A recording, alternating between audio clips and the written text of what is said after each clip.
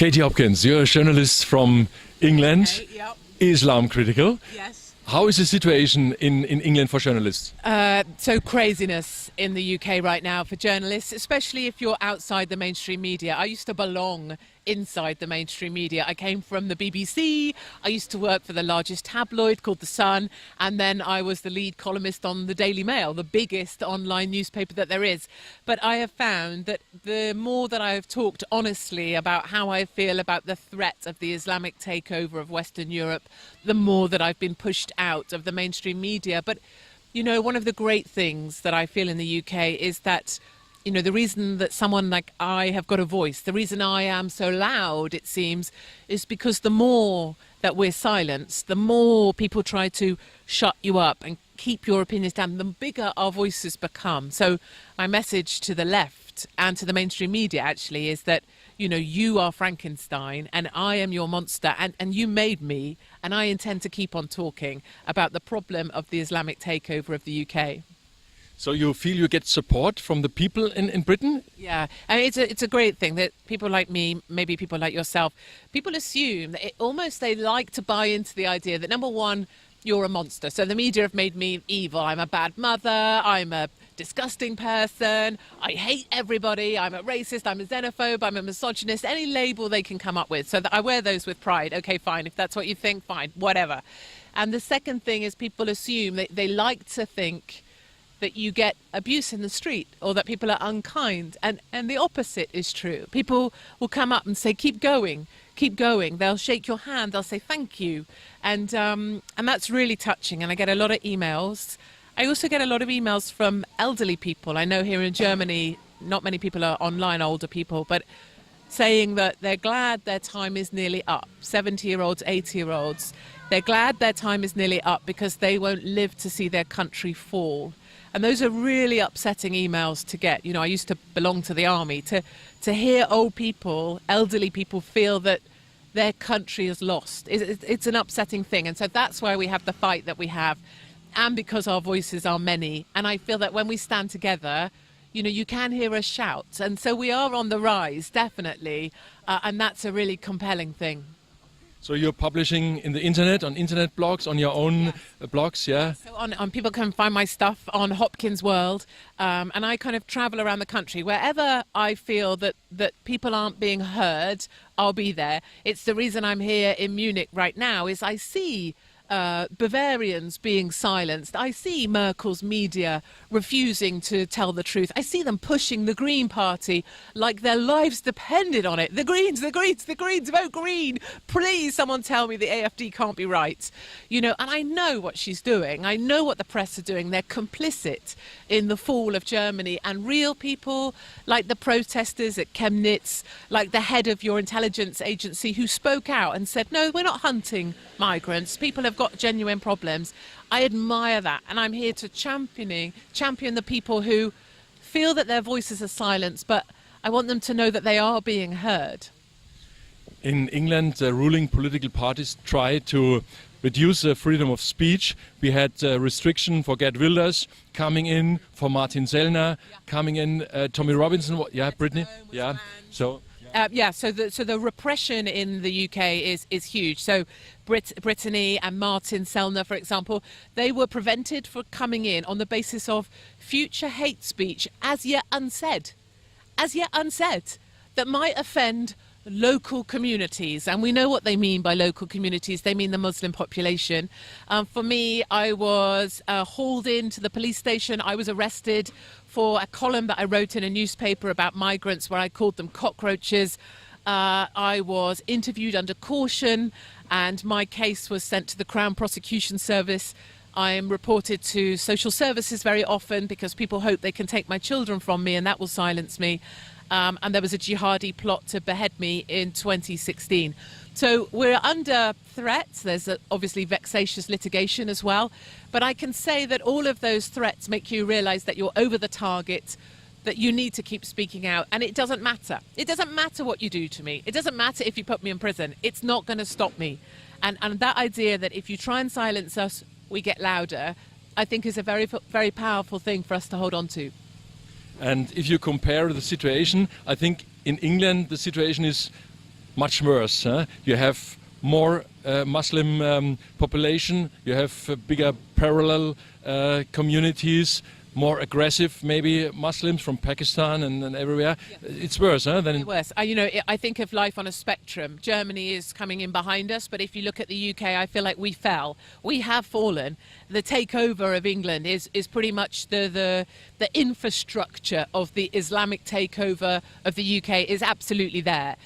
So that nearly all of the mayors, their strong political position, the mayors in the UK, nearly all of them are Muslim mayors.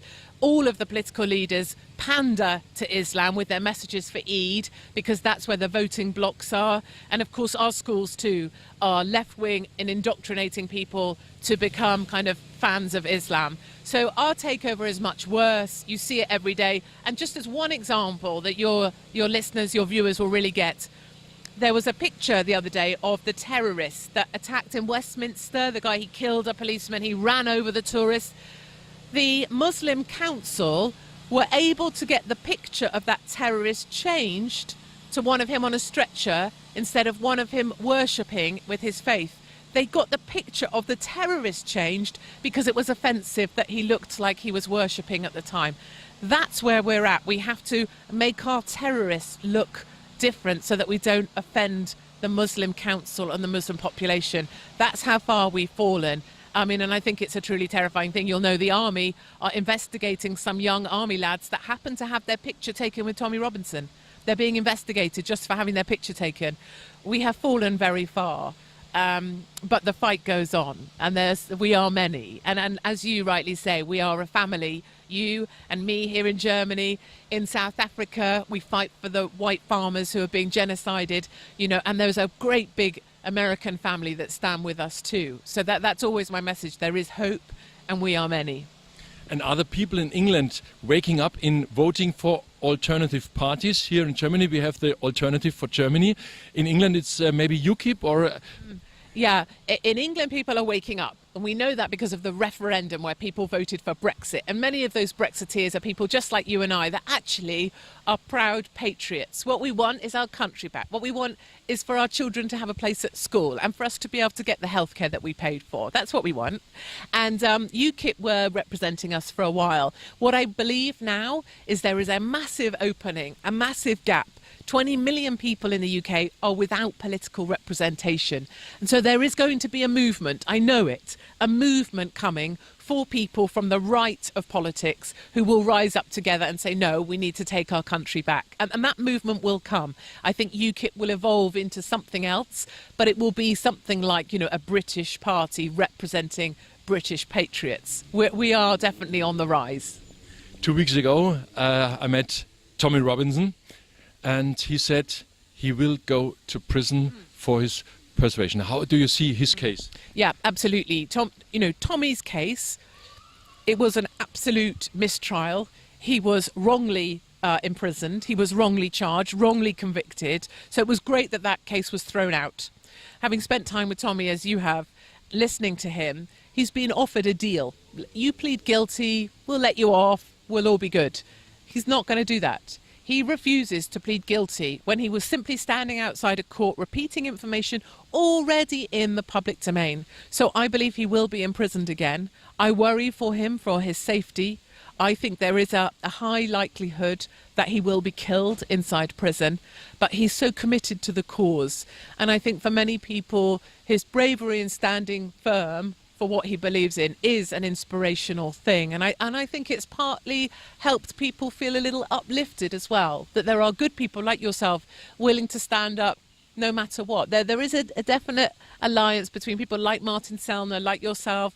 I feel the same. It doesn't matter what you do to us, we're not going to stop. And that actually, when you get to that point, that's quite a beautiful thing. It's very liberating because you can't be silenced and they know they can't stop you, and that's maddening for them. Yeah.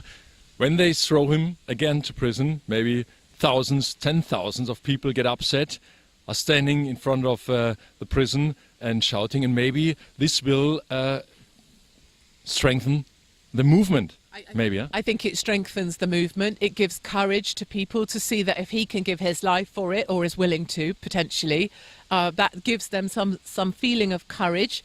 People can see by the number of people gathering outside the courts or people supporting. We just had 150,000 signatures on our petition not to persecute the lads that have their photo taken with Tommy.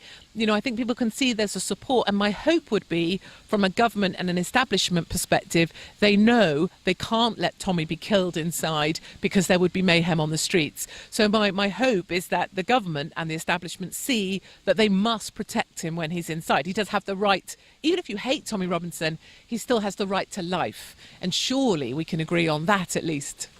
Wonderful.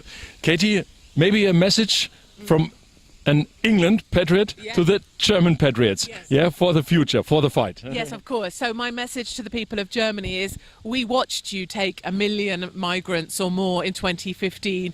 We felt your pain, and we see that you are trying to stand strong. My message to you is, do not be silenced. Continue to know what you believe in, to resist the narrative that you are fed, and to get furious and fight back. And you can do that with every video that you watch, with every kind of message of support that you offer to somebody like Michael, and in the ballot boxes. You can have your voices heard. We are many. We will be heard. Wonderful. Thank you very much, Katie. England and Germany and all the European countries and America and every country who's fighting for freedom, we are standing together. We are family. And we will win. We will win. Yeah, wonderful.